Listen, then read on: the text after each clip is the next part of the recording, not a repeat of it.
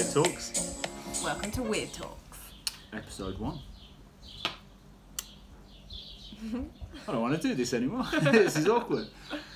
So, who we are? Yeah. Tricky. Carly. And we have 2 kids, Logan and Rory, who are 6 and 4. And also my parents, Diane and Terry, are on this adventure with us.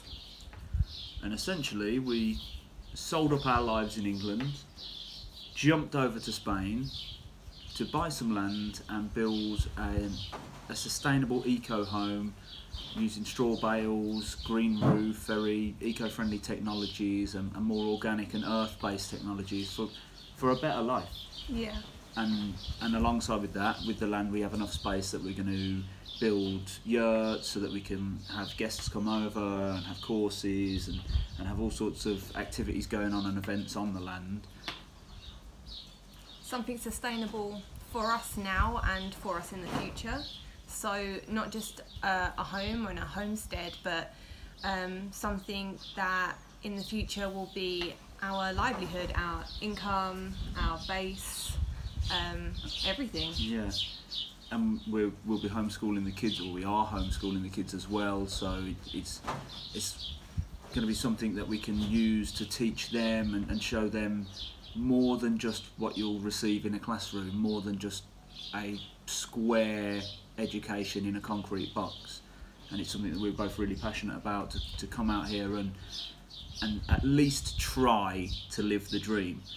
And that's the stage that we're at now. So far, we've sold the house, we've bought the land, we've paid all the taxes and the licenses, and everything's all above board and legal. We're not just squatting in a field like some projects.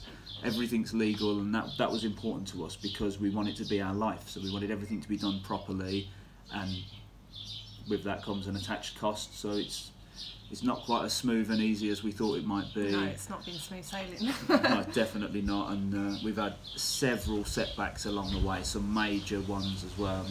I mean, when we first decided to move, that was in early summer of 2016.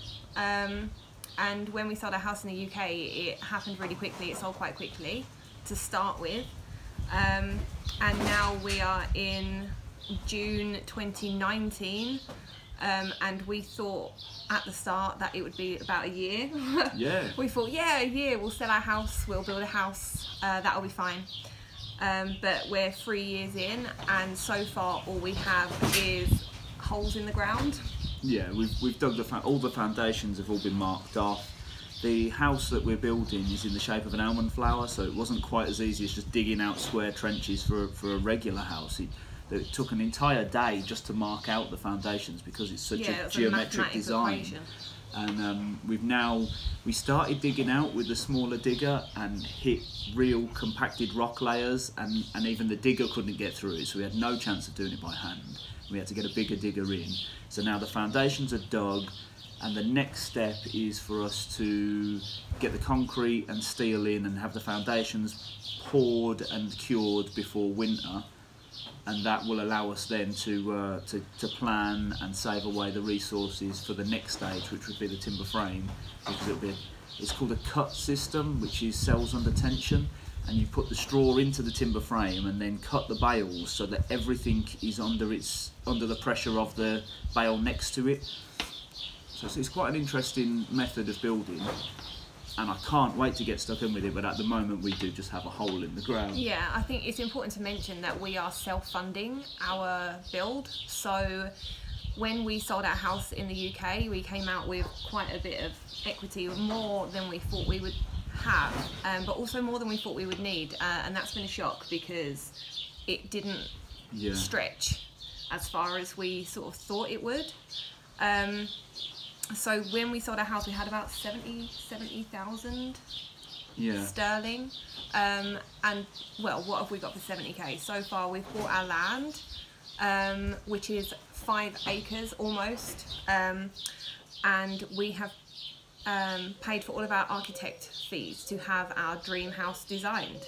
And all of the taxes and licenses at the town hall as well. Which, so now we are saving month by month. We're both self-employed, so it's a lot of stress, responsibility, all of those things. All of those things. All of those things. So yeah, we're saving up month by month to try and make this happen. We decided when we were dreaming this up at the start that we didn't want to get into loads of debt. We don't want a mortgage. We don't want to rent. No, like really.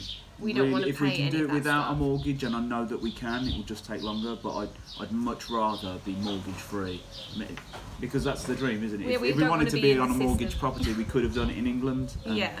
But out here, we had the opportunity and the chance to have a mortgage-free homestead, which is what we dream of. So that's really important.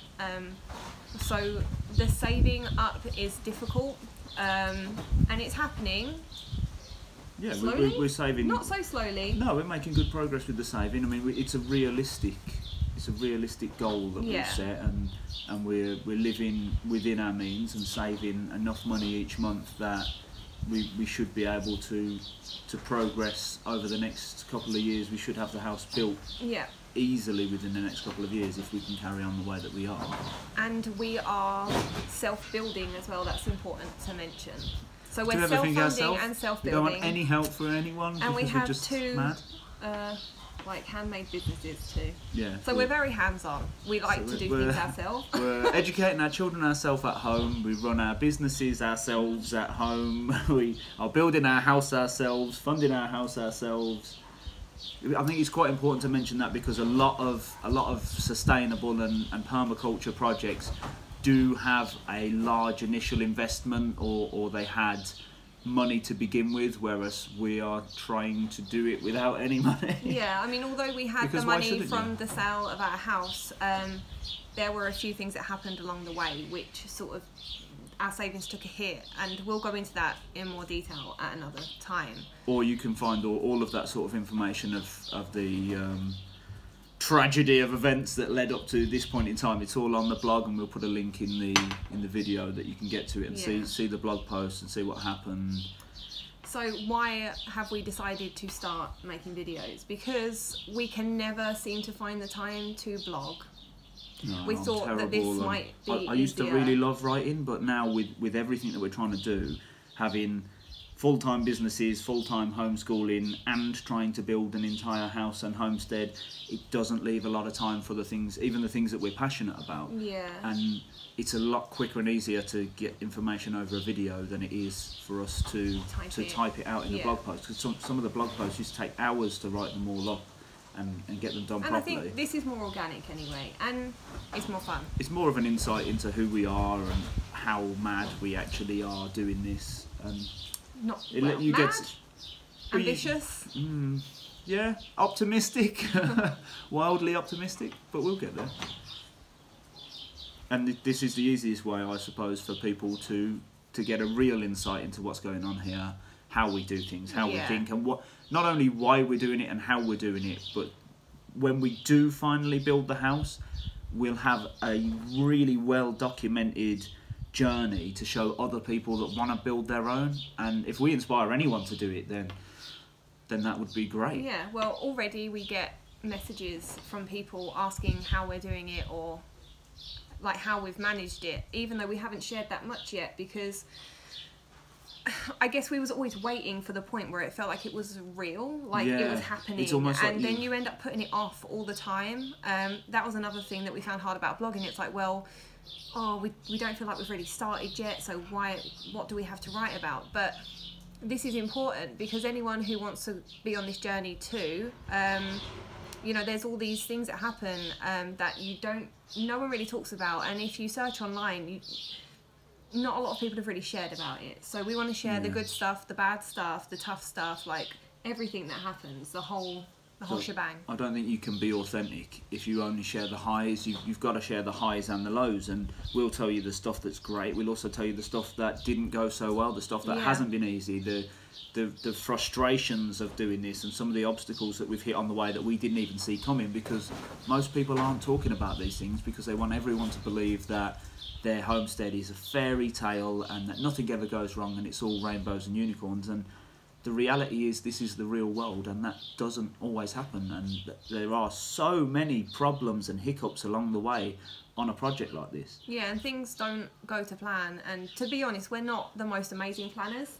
I'm the worst. But things just don't go to plan, or things happen that you didn't expect, and it puts you off course, and you just have to sort of ride the roller coaster. Yeah. But I think we're pretty resilient, and I think that no matter what life throws at us, we'll get on and we'll get this built. Mm-hmm. Yeah, but we just want to share more about the behind the scenes happenings and what goes on when you decide that you want to sort of opt out of regular society and try and do something different. Yeah. So we want to share that. Exactly that. And are we wrapping it up? I don't know. I think there's nothing else really to say other than on future topics, future talks, we'll go into a bit more detail.